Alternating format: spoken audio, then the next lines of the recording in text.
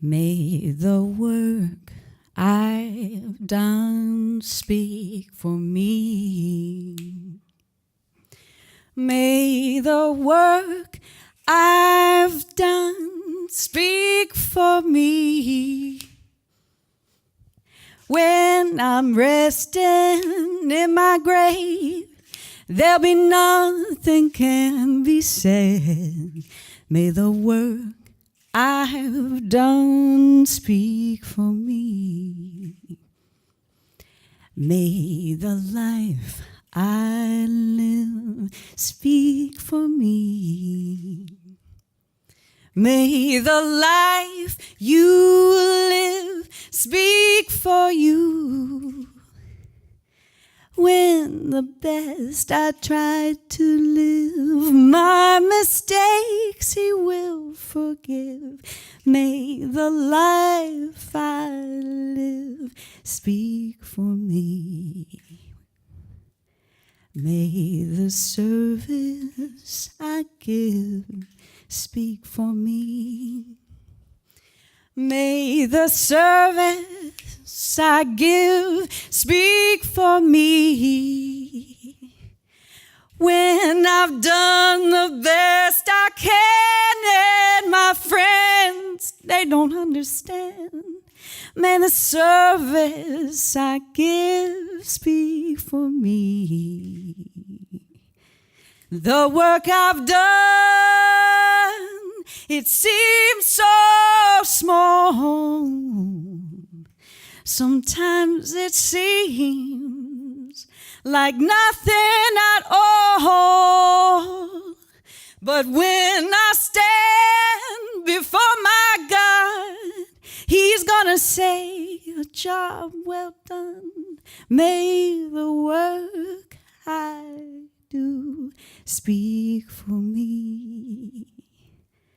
But when you stand before your God, hear her say, a job well done.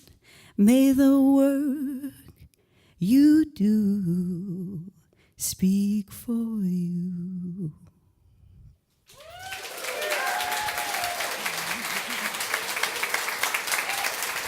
Thank you so much.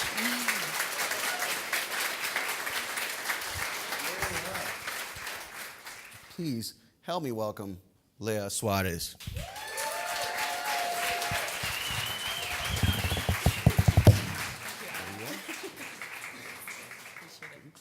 Good morning. Good morning. One more time. Good morning. I think I'm going to take a cue. You know, being a singer, I make it a little difficult. Don't know if I want the stand, don't know if I want to walk around, but for this, I think it's a little easier to do this. And I don't want to stand in the way of this presentation. Thank you so much for being here. More than anything, I'm really grateful in this moment to be here with all of you and to see this full room. That is me, and that was me at sunrise one day. The beautiful Lizzie over here taking photos, and Julia back there, they met me for sunrise. And, well, this is the talk. And this was that sunrise. And I want to ask you what you did this morning. This is it, right? This moment, this time and space we have right now. This is it. If this were the last thing you did today and you walked out of here, maybe you get in your car, maybe you come by bike, maybe you walk. Have you done it all? Have you done what you were waiting to do? What you thought you were going to do? Did you say, I love you? Did you say goodbye? Did you say thank you? So, in this moment, what I'd like for you to do is stand up, please. I'd like for you to turn to your neighbor, and there are three things. Present yourself to the person next to you. Number 2, I want you to find out where they call home. Number 3, I'd like for you to find out what inspires them today. Ready? You've got less than a minute, and go.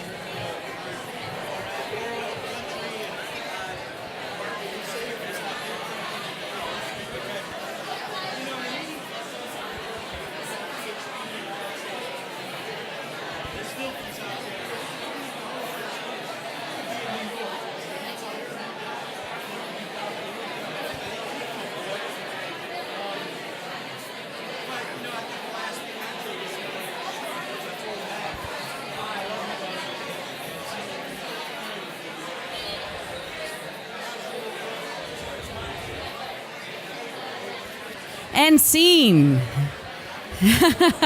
And scene. And scene. Excellent. You made it. How many of you met someone new? Beautiful. That's a little over half the room. That's beautiful to see. And did you find out something? How many found out something new about the person that they already knew?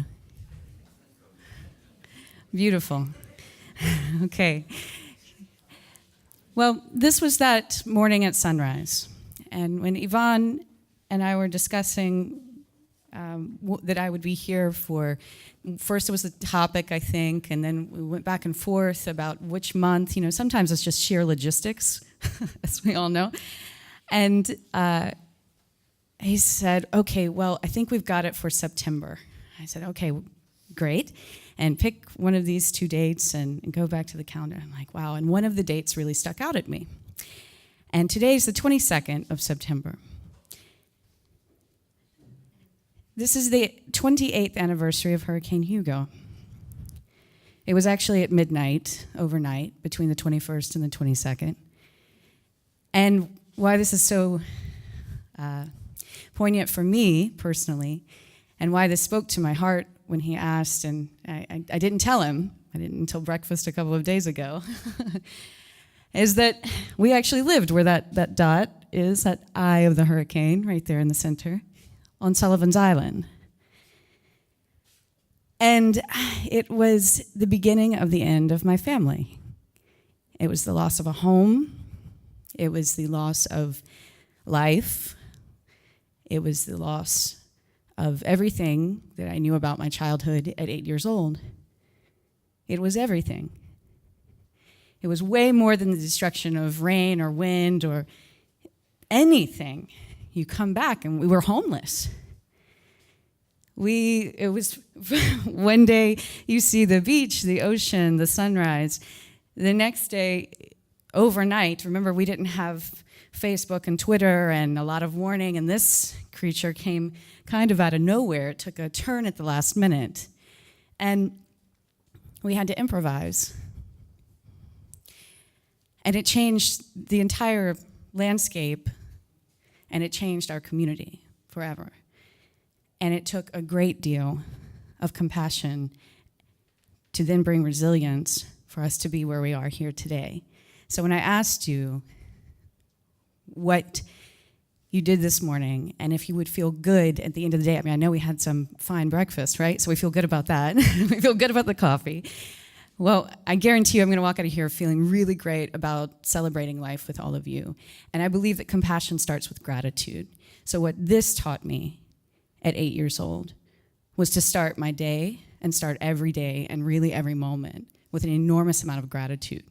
No matter how bad it is, how bad it was going to be, it could have always been worse because we had something greater than the physical, material stuff. Okay, I promise it's not good. The whole talk is not going to be this way. Told you. That is me, believe it or not. This is I asked you to fill out your hello I am, and these name tags are actually significant for another reason I'll get to. And so this is hello. I am a woman, an artist, a child in a poncho.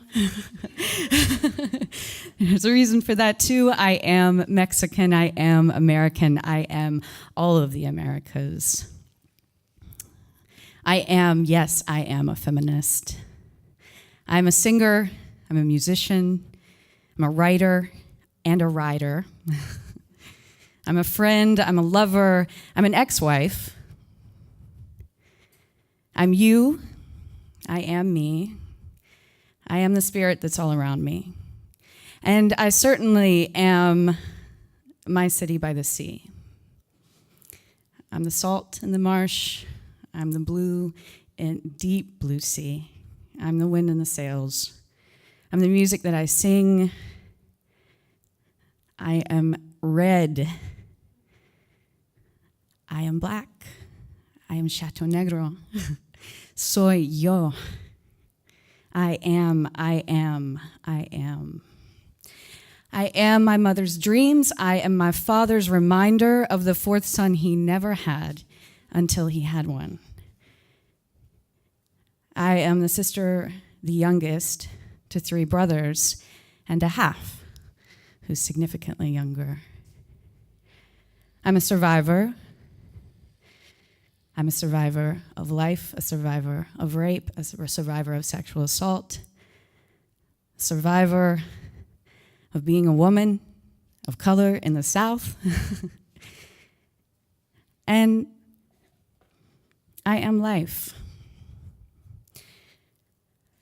I am compassion. I am light. I am light. I am light. I am de la luz.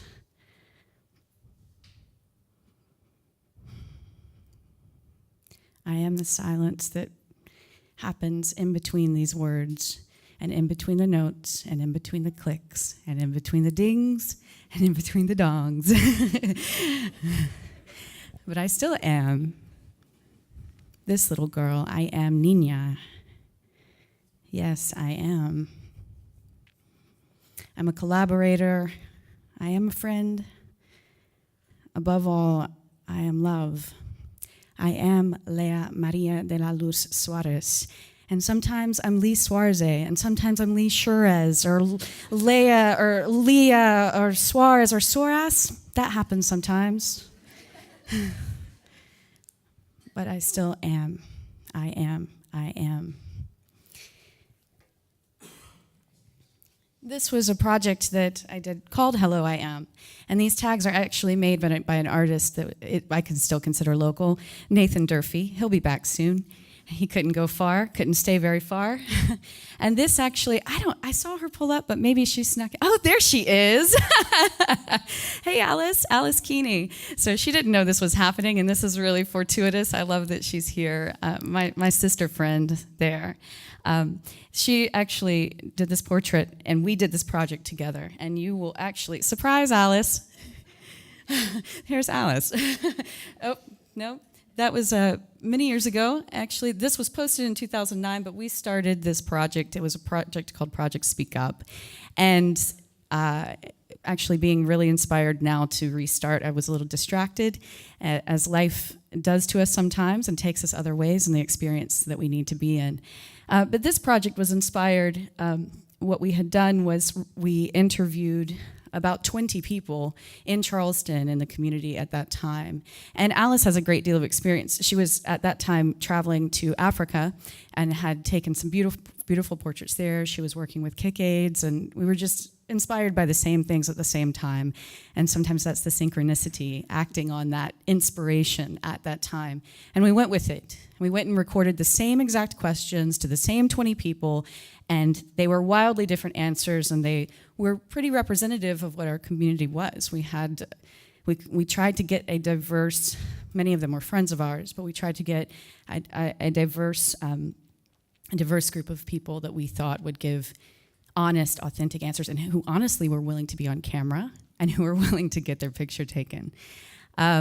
So we were very lo-fi at the time, still on tape, and I'd argue that I am still very lo-fi. Putting together this presentation was my idea of getting into the age. But this was really beautiful. If you know that Walgreens on the side of right where Marion Square is, the Walgreens on the corner of King and Calhoun. Well, that wasn't always a Walgreens. Actually, when I really first remember it, there was a Hardee's in there, an arcade in there, and then it turned into Millennium Music eventually. And after Millennium Music left, it was during the financial crisis, and it was this huge downturn, and we had many open buildings, open spaces in Charleston, where everything now is full, or seemingly, and crazy expensive. People were begging to have something in their storefronts because it was so ugly. So we ended up printing, Alice, these ginormous portraits. And that tag was, we asked everyone at the end of their interview, we asked them where they were born, where they called home. And at the end of the interview, in 1 to 2 words without using your name, essentially, hello, I am. So how do you show up in the world, and how do you want people to see you? And that can change, right, every day. So that was this project that we had, and it was a huge inspiration for us. And I'm so glad, Alice, you're here to see that. So, moving on, this is my start of music, of my music career, clearly. I loved to practice, and I sat at the piano most times and just picked out tunes. I loved anything and everything, and I just wanted to find the tune. So a lot of it was playing by ear. I then moved into developing or getting my formal training in middle school band. How many have been in band? How many have been in any kind of music or the arts in middle school? Okay, so you at least know what that did for you. As I said at the beginning, when we went through Hugo, it was the beginning of the end for my family, and that is a very, very honest place. And music is what saved me, and music is where I found my voice, literally and eventually. But at the time, I was playing the euphonium, and that was a tenor tuba, and was able to express myself in a way that I think the arts and culture, and especially sport as well, can unify people. And that is where we found that compassion and that love, and where it leveled the playing field. No matter which background you were from, where you were going, what you had been, what you had done, what your surname was, it didn't matter.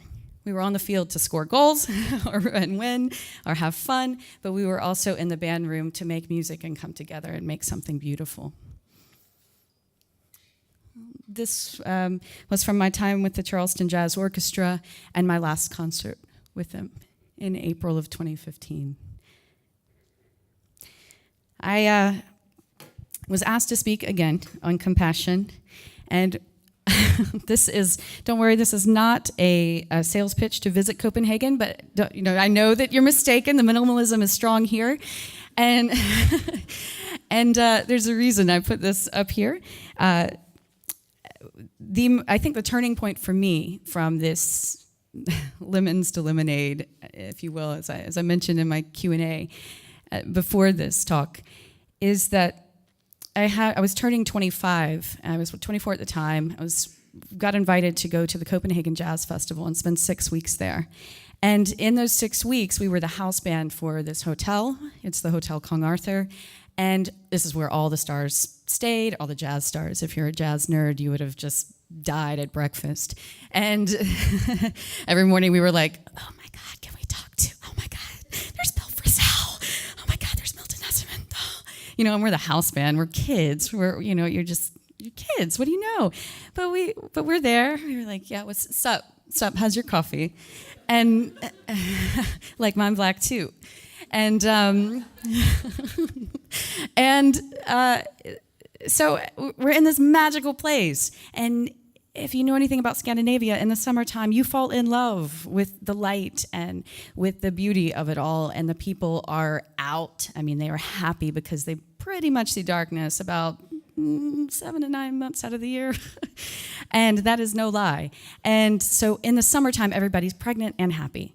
And that did not happen in Copenhagen for me. The happiness did, the pregnancy, no. In a different way. I birthed an album out of that time. And so what I ended up doing was we get to the end of our stay. We're part of the festival. We have a couple of gigs outside of the hotel gig. We record. I'm like, my mind's blown. I was married at the time. And literally within that first week, I remember going in the hotel room, and I just saw someone I didn't know in the mirror looking back at me. I had no idea who she was, how she got there, what her name was, why she was there, what she wanted with her life. So lost. And I decided in that moment that I couldn't leave until I found her. Or at least I knew that was the start of her being born, or maybe uncovering or awakening. In that moment, I just didn't know. But I knew that I needed to stay. So I called my now ex-husband. You see how the story ends. And that was one of the hardest things one of the hardest choices I had made. But he showed me a great deal of compassion in that moment. And he said to me, and I could not have written this any better, and as cliche as it sounds, he said to me, "You can't love anyone until you love yourself." And that includes me. And he gave me the greatest gift in that moment. He really did, because he knew that I was the artist that was finding myself. He knew that I was someone that I couldn't be the wife to him. That wasn't me. I wasn't willing to change my name. I was so confused because I loved this person very much and respected him very much. And we had a great deal of respect, but he set me free in that moment. And I think when people ask me about, okay, well, then what happened? Well, it wasn't pretty, and I ended up cashing in what I had. I had to find a way. So after 6 weeks, you get kicked to the curb after your hotel gig, and you find a way. And I found a place on the floor, an empty room on the floor, and knew that at least I had a roof over my head. Someone gave me a little IKEA futon, one of those like bifolds. Someone gave me the greatest gift I still have today is this down comforter for my 25th birthday, and it's my dear friend Stephen Freiheit, and it's home. And my little dollar store pillow that I wrapped up in a towel. And I painted that room with all the words and all the lyrics and all the poems and all the stories that I needed to get out of my heart and my head, all the scars, all of it. I just left it in that room. And that's when I started to learn self-compassion. Oh. This guy. Yvonne mentioned that I am the founder of Jazz Artists of Charleston, now Charleston Jazz. At the time when I came back from Copenhagen, this is the segue, I eventually did come back. It was about 6 months later, still very confused. I did then go back to Copenhagen and then come back. But this is Jack Mccrae, the late, great Jack Mccrae. He was a fixture here in Charleston. He died in 2011.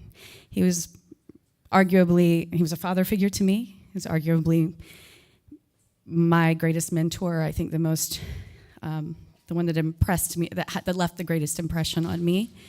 He had known me since I was 6 years old. When we were in Charleston, he was a copy editor for the Post and Courier, but he was covering sports. They let him cover sports. So he was a volunteer referee and one of the advocates for Ebony City Soccer Club here in town. And we reconnected when I came back to Charleston after going away. I've counted finally. I have moved 35 times in my life so far.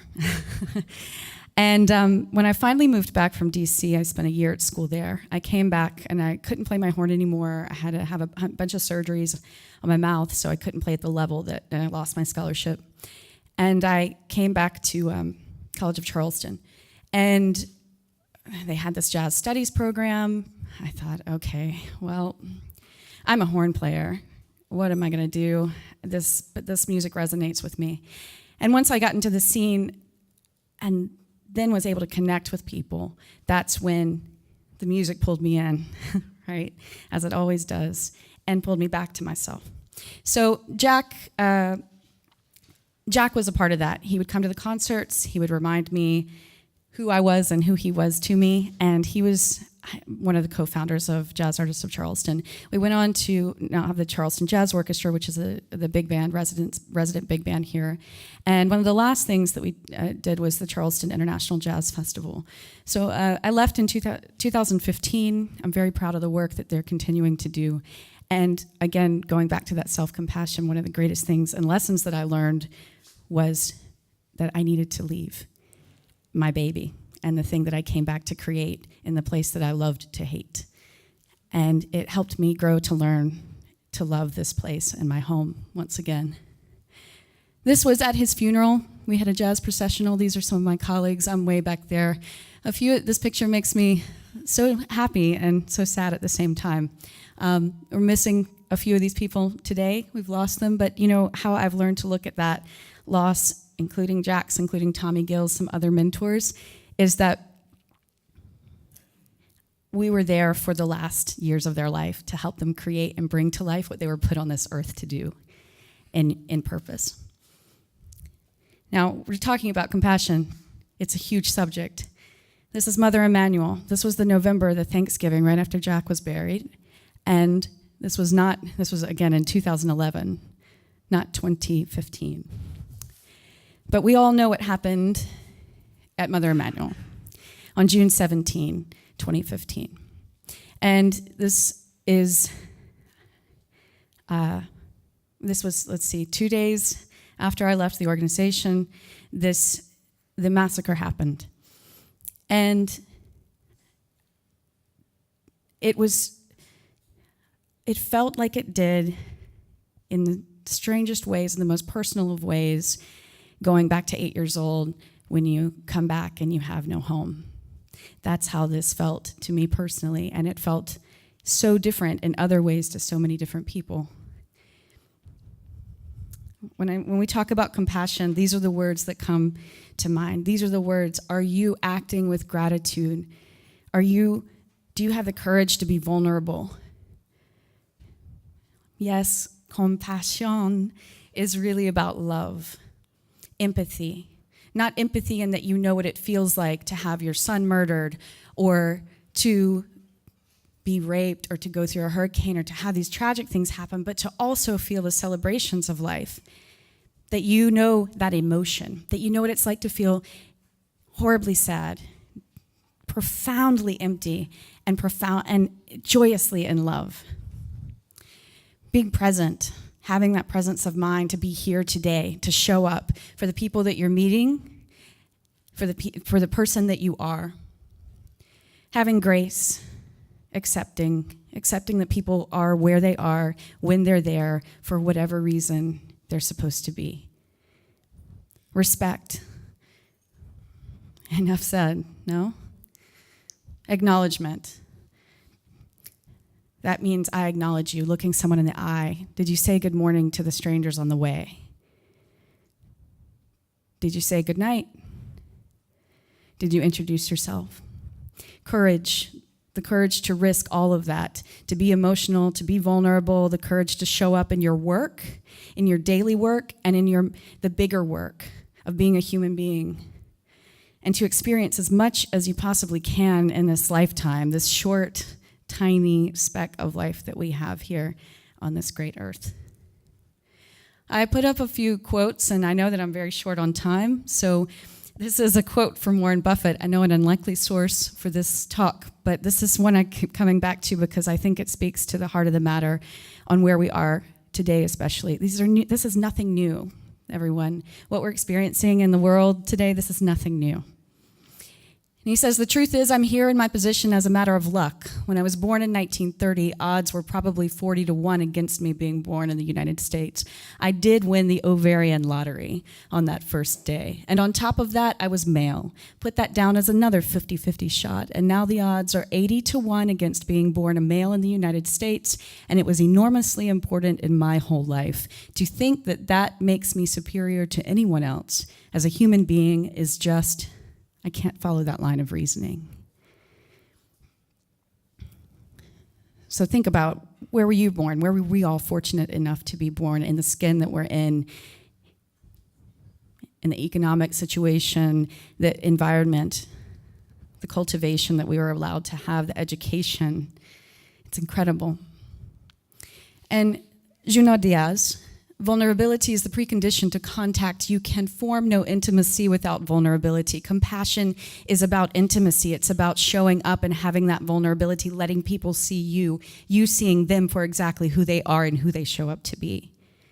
Letting them be them and not being afraid of contact.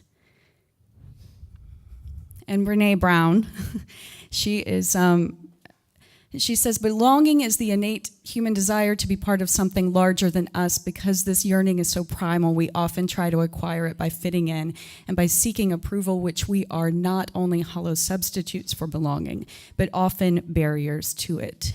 Because true belonging only happens when we present our authentic, imperfect selves to the world. Our sense of belonging can never be greater than our level of self-acceptance. That's the greatest compassion you can have. And we all want to belong. That's all we want. We all want to walk into a room and feel like we belong. So what are you doing to step outside, to challenge yourself, to not only belong, but to welcome people in? I know I'm short on time, so I'm going to finish.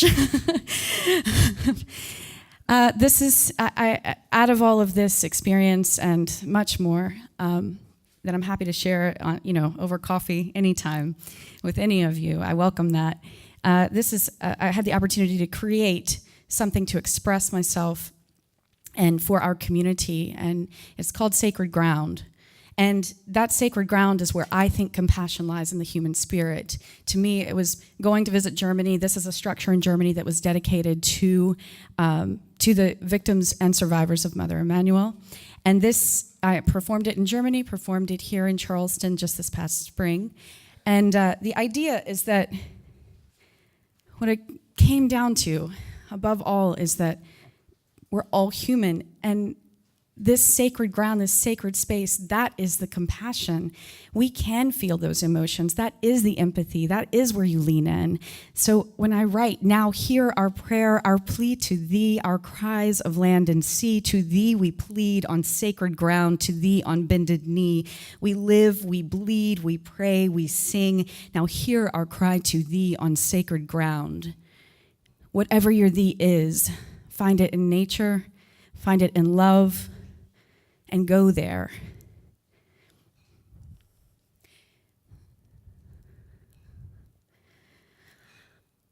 And this is me this past January. This is from a tune that Nina Simone made famous, Mississippi Goddamn. And she sang, all I want is equality for my sister, my brother, my people, and me. That's all I want. And there's a gospel tune that I love, and I was going to sing it, but I don't want to take any more time.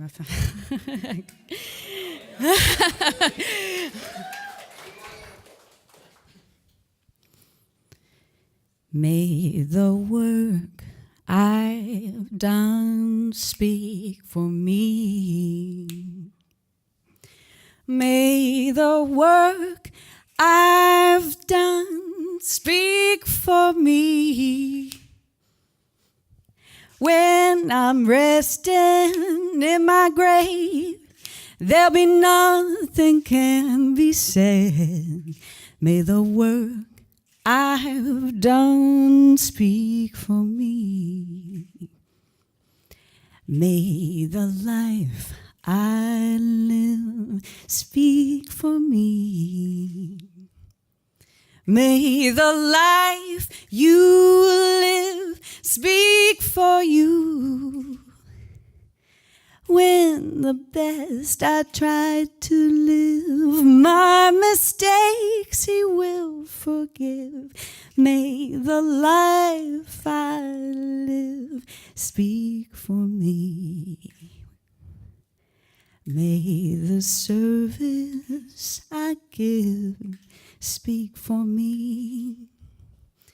May the service I give speak for me.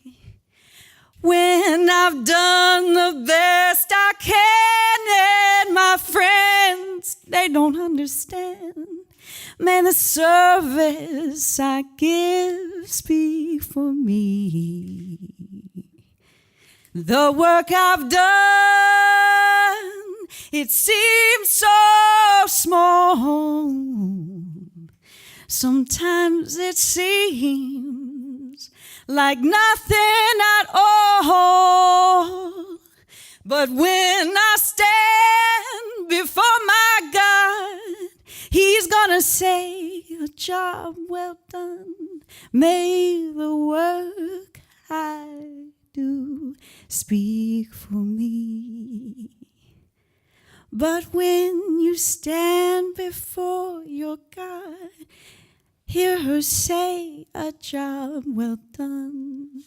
May the work you do speak for you.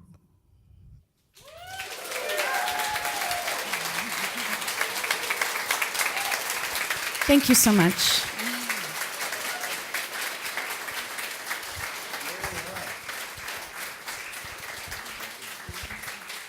Wow, that was beautiful. Thank you, Leah.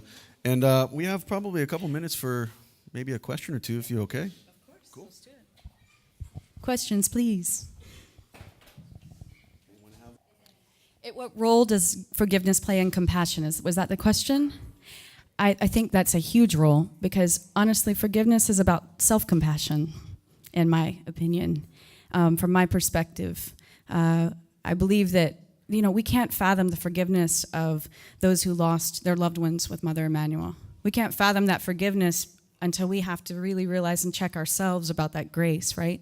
It wasn't for somebody that hurt them. It was for themselves. And I think I've learned, and I believe, because I know that it works, that when someone wrongs you, you got to feel that anger. You got to feel all of those human emotions. And at some point, you either let that anger overtake you and inform all of your movement going forward and all of your energy going forward, or we open ourselves to the power of, okay, I'm going to forgive the act of this person because I need to move forward. It lets you love so much more deeply. That's a beautiful question. Thank you. Oh, you got 2 hours? No, these are such great questions, man. It's such a big topic, right? It's such a big thing because we all feel this. And okay, sympathy. I really struggled with these questions, and really, you were talking about suffering through. This is like the suffering part of you have to suffer through some of that. Honestly, empathy is something. It's the feeling of the emotion, right? It doesn't mean that you've been through the same thing necessarily. It means that you've been through the same emotion to that level. That's the only place from which people can operate because they can't understand that what you've lost in the same way. But everybody understands loss, right? And I think sometimes we need to just listen, especially in grief. And that can be a traumatic situation. That can be just something bad happening at work. That can be just frustration. That can just be showing up in that vulnerability. And I think sometimes leaving that space for someone just to be sympathetic to how they feel. Maybe it is not. You can't understand what it's like to be a woman, a black woman, I don't think. And just like, You can't understand what it's like to be a white man, or what it's like to be, we can't justify this, but, I feel sorry for certain people in certain situations. But if we can move, it's like a temporary, to me that's a temporary situation, then it's at the point of what is the lesson that we can all gain here, and how do we move into an empathetic role so we can actually have compassionate action and take action from there to then lift everybody. With the tide rises all boats, right? Hopefully that answered your question. Again, it could be 2 hours. Any final thoughts before we get out of here? Oh, wow. Well, one, I just invite you to, be, especially in this climate and where we are and what we're doing and living here, but when you see as much as you can, travel as much as you can, take every opportunity you can to see the world and go see something outside of your bubble and your life. Ask people questions. Listen. For God's sakes, listen. And be patient. And above all, may the work you do speak for you. May the life you live speak for you. And may the service you give speak for you. Thank you so much for this opportunity. Thank you, Leah Suarez.